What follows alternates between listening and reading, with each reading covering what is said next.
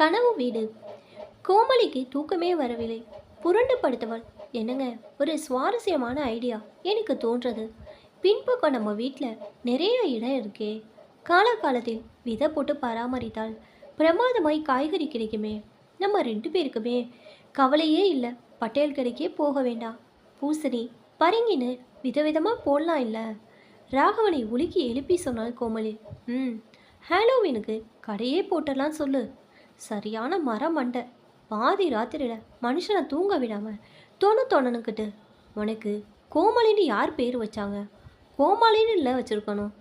ராகவனுக்கு எரிச்சல் மண்டி கொண்டு வர திரும்பி படுத்து கொண்டான். மறுநாள் காலையில் இருந்து வேலைக்கு ஓட வேண்டுமே.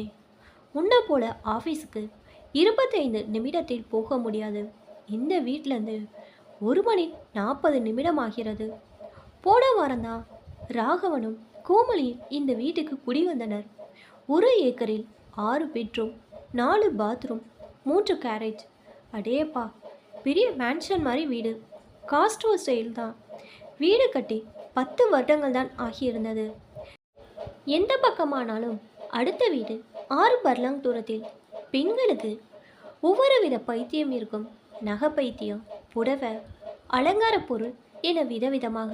ஆனால் கோமலிக்கு கொஞ்ச நாளை பெரிய வீட்டில் இருக்க வேண்டும் என்று ஒரு விபரீதமான ஆர்வமும் ஆசையும் தோன்றிவிட்டது. முழு முனைப்புடன் ரியல் எஸ்டேட் அட்டார்னியுடன் நடையாய் நடந்து வீடு இன்ஸ்பெக்ஷன், வங்கி கடன் டிவிஷனுக்கு ஓடி ஆடுவது என்று ஓயாமல் சுற்றி கொண்டிருந்தாள். டிவியில் இன்ஃபர்மேஷியல் ஷோ ஒன்றை பார்த்து ஃபோர்க்ளோசர் வீடு ஒன்றை எப்படியும் வாங்கிவிட எண்ணி ராகவனை துளைத்து எடுத்தாள். மும்பரமாய் இன்டர்நெட்டில் அலசி இந்த வீட்டை முடிவு செய்தாள். ராகவனும் கோமலியும் முதலில் இருந்த ஏரியா பிரிட்ஜ் வாட்டர். மிகவும் நல்ல பள்ளிகள். எடிஷன் பக்கம் பெருவழி அருகில்தான் இருந்தது. ஆனாலும் சொத்து வரி வருடத்திற்கு $10,000 மேல் கட்ட வேண்டி இருந்தது. ராகவன் தம்பதியருக்கு 2 மகள்கள். ஒருத்தி 3வது வருடம் யூபென்னில் படிக்கிறாள். 2ஆமானவள் கார்னகி மில்லனில் 1 வருடம். எதற்கு இவ்வளோ வரி கொடுத்து கொண்டு இங்கே இருக்க வேண்டும்? 2 பெண்களுக்கும் கல்யாணத்திற்கும் பணம் சேர்க்க வேண்டும். ரிட்டைர்மெண்ட் பற்றி பிறகு யோசிக்கலாம். இப்போதே பணம் சேமிக்க வேண்டியதான் முக்கியம் என கோமலிக்கு ஐடியா உதயமாகிவிட்டது. அதிலிருந்து ராப்பகல் இதே பேச்சுதான். மலிவு விலையில் ஃபோர்க்ளோசர் வீடு. கொஞ்சமாக வரி கட்டுற மாதிரி ஒதுக்குமரமாக தள்ளி இருந்தாலும் பரவாயில்ல என்று சவுத் ஜெர்சியில் இந்த வீட்டை கோமலி கண்டுபிடித்தாள். வீட்டின் விலையும் குறைவுதான். பிரிட்ஜ் வாட்டர் வீட்டை விட்டால் எப்படியும் $6,50,000 தேரும். இப்போ பார்த்து உள்ள வீடு $2,20,000 தான். பாக்கி கல்யாணத்துக்கு சேமிப்பாக இருக்கட்டும் என வீட்டை சேலுக்கு போட்டு புது வீட்டையும் வாங்கிவிட்டனர். எல்லாம் கோமலி யோசனைதான். ஆசை யாரை விட்டது? ராகவனுக்கும் மனதுக்குள் மகிழ்ச்சிதான். கோமலிக்கு தலைகால் புரியவில்லை.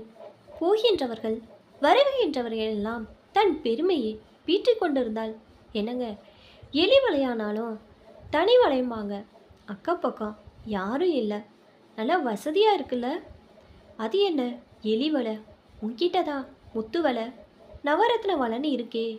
ஐயா போரும், ஏதாவது ஏடாக்கூடமாக பேசிக்கிட்டு. இது கோமலி. புதுமனை புகுவிழா மிக சிறப்பாக செய்தனர்.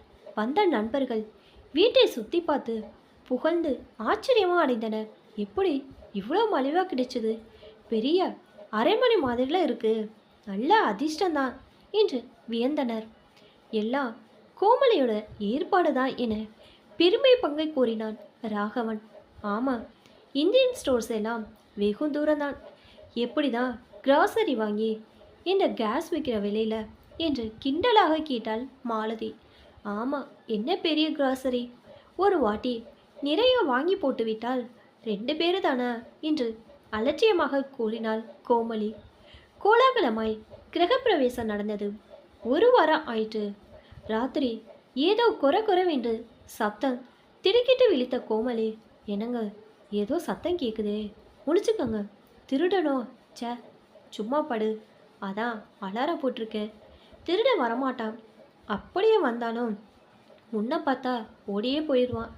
காலையில் பார்த்துக்கலாம், பேசாமல் தூங்கு. உங்கள் கேலிக்கு ஒரு விவஸ்தையே கிடையாது முணுமுணுத்தாள். பொழுது விடிந்தது.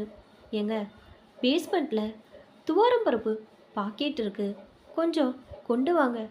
மனைவியின் கட்டளையே சிரம் மேற்கொண்டு கீழே போனான் ராகவன். அங்கே அவன் கண்ட காட்சி, பேண்ட்ரியில் வைத்திருந்த பாசுமதி அரிசி, சர்க்கரை, வேர்க்கடையில் என எல்லா பாக்கெட்டுகளும் பிரிந்து, ஜாமான்களும் பிரிந்து சிதறி கிடந்தது. அதிர்ச்சியில் உறைந்து போனவன், கோமலை ஓடிவா, இங்கே புக்ரான் வெடிகண்டு போட்ட மாதிரி பேஸ்மெண்ட்டே ரகலையாக இருக்கு என கூச்சலிட்டான். ஓடி வந்து ஐயோ என வீறிட்ட கோமலி, எலி பெருச்சாளி வந்திருக்குமோ, எலி புழுக்க நிறைய கிடைக்கே கடவுளே என்று அழ ஆரம்பித்தாள். நீ எலி வலையானாலும் தனி வலைன்னு அடிக்கடி சொல்வ, அது பழிச்சிருச்சு. போரும் உங்கள் ஜோக்கும் உளறலும். சமய சந்தர்ப்பம் புரியாமல் என்ன பேச்சு வேண்டு கிடக்கு. வீட்டில் ஏறி வெளியே புலின்னு ஒரு சினிமா. இது ராகவன் கஷ்டம். தத்து பித்துன்னு பேச்சே வேண்டாம். உடனே பெஸ்ட் கண்ட்ரோலுக்கு ஃபோன் பண்ணி கீதா மோகன் சொன்ன லியோவை கூப்பிடுங்க. இத்தனை ஜாமானையும் நாம் யூஸ் பண்ண முடியாது. எலி வாய் வச்சது பாய்சனாக இருக்கும், அல்லுங்க. மூட்டையா கேபேஜில் கொட்ட வேண்டியதா? அடடா எவ்வளோ நஷ்டம். கிரகப்பிரவேச அன்னைக்கு அந்த விமலா பார்த்த பார்வையிலே நல்லா திருஷ்டி பட்டிருக்கும். அழுகையுடன் புலம்பினாள். லியோவை பிடித்து அவன் வருவதற்கு 3 நாளாகிவிட்டது. தினமும் இருவருக்கும் தூக்கம் போச்சு. இதற்குள் என்னங்க ஆர்டிக்கில் கூட ஏதோ திடுதிடுன்னு சத்தம் வருதே. நீங்கள் ஆஃபீஸ் போயிடுவீங்க, நான் தனியாக பயத்தில் நடுங்கிக்கிட்டே இருக்கிறேன். சீச்சி, உனக்கு வீண் பிரம்மதான். நான் வேணா ஆர்டிக்கில் ஏறி பார்க்கட்டுமா? நீங்கள் சும்மா இருங்க. 2 மணிக்கு லியோ வரட்டு பார்க்கலாம். அதுவும் சரிதான். ஃபைட் பயர்னு ஒரு இங்கிலீஷ் போயம் படித்தது ஞாபகம் வருது. அதில் ஒரே எலி கூட்டமாக தலையெழுத்து. என்ன மனுஷரோ நீங்கள், எதுக்கு ஒரு சீரியஸ்னஸ் கிடையாது, விளையாட்டாக இருக்குது. தலைக்கு மேலே பிரச்சனையை வச்சுக்கிட்டு கரெக்டாக இது ஒரு பெரிய விஷயந்தான். எலி வர வீடுனா யாரும் வாங்கக்கூட மாட்டாங்க. டிங் டிங் என்றது காலிங் பெல். ஓடிப்போய் கதவை திறந்தாள் கோமலி. லியோவே தான். வந்தவன் குல்லாவை கழட்டி மேஜை மேல் வைத்துவிட்டு வீட்டை சுற்றி சுற்றி ஒரு ராஜ பார்வை பார்த்தான். ஏனையை போட்டு ஆர்டிக்கிள் ஏறி பார்த்தவன் ஓ மை காட் என்று படார் என்று கதவை மூடினான். அங்கே பறக்கும் அணில், வவ்வால், எலிகளின் ஒரே கூட்டம். என்ன ஒரு பட்டாளமே இல்லை குடியிருக்கு என்று கடகட என்ன சிரித்தான். கோமலிக்கு வயிற்றை சங்கடம் செய்தது. ஆஞ்சநேயா என்னை காப்பாத்துப்பா என்று மனமுருக வேண்டிக் கொண்டாள். கேளுங்க ராகவன், நீங்கள் யாரை கேட்டு இந்த மாதிரி வீடை வாங்கினீங்க? மேலே பேஸ்மெண்ட் எல்லா இடத்துலையும் அணிலும் வவ்வாலும் எலியும் குடியிருக்கே, தெரியாமல் வாங்கிட்டீங்க போல. ஓ அணில் சேமியா, அணில் ஆட்டா மாதிரி நம்ம வீடு அணில் வீடுண்டு ராகவன் கூறி முடிக்கவில்லை. கோமலி கொஞ்சம் கடிச்சொக்க மூட்டை கட்டி வச்சுட்டு வாயை மூடிக்கிட்டு இருங்க என்று பற்களை கடித்தாள். லியோ, என்னை போல ஆண்களை கேட்காம இப்படி செய்யலாமா? நாங்களும் டெர்பைட் கண்ட்ரோலை கூப்பிட்டு இன்ஸ்பெக்டர்லாம் செய்தமே என அழமாட்டாத குறையாக கூறினாள். இது டோர் க்ளோஸ்டு ப்ராப்பர்ட்டி. 2 வருஷமாக யாரும் பராமரிக்காமல் இருந்திருக்கு. நிறைய ப்ராப்ளம் இருக்குது. முதலாவதாக வயல் சுண்டலி கூட்டமாக இருக்குது, அதை விரட்டணும். பேஸ்மெண்ட்டில் நிறைய விரிசல், சுவர் பேடிங் எல்லாம் எடுத்து வர ஃபிக்ஸ் செய்யணும். பிறகு ஆர்டிக்கில் போய் பறக்கிற அணில் வவ்வாலெல்லாம் விரட்ட கூரையை ஓப்பன் செய்து எக்ஸாஸ்ட் ஃபேன் போடணும். இதுக்கெல்லாம் 6 மாதம், ஏன் 1 வருஷம் கூட ஆகலாம். சுண்டலி கூட்டம் இருக்கிறதுனால பாம்புகளும் வர வாய்ப்பு இருக்குது. ஆனால் விஷ பாம்பு இல்லை. உங்கள் வீட்டை சுற்றி இரும்பு வேலி போடணும். பக்கத்தில் வீடுகள் இல்லாததா கரடிகளும் வரும். இது தவிர வருஷம் பெஸ்ட் கண்ட்ரோல் செய்யணும். இதெல்லாம் செஞ்சு முடிச்சா உங்கள் வீடு கனவு வீடாக ஜொலிக்கு என்று கூறி முடித்தான் லியோ. அது சரி, இதுக்கு என்ன செலவாகும்? ஈன சுரத்தில் கேட்டான் ராகவன். எல்லாம் $45,000 ஆகும். நீங்கள் கீதா மோகன் தெரிஞ்சவங்க மூலமாக வந்தவங்களாக இருக்கிறீங்க.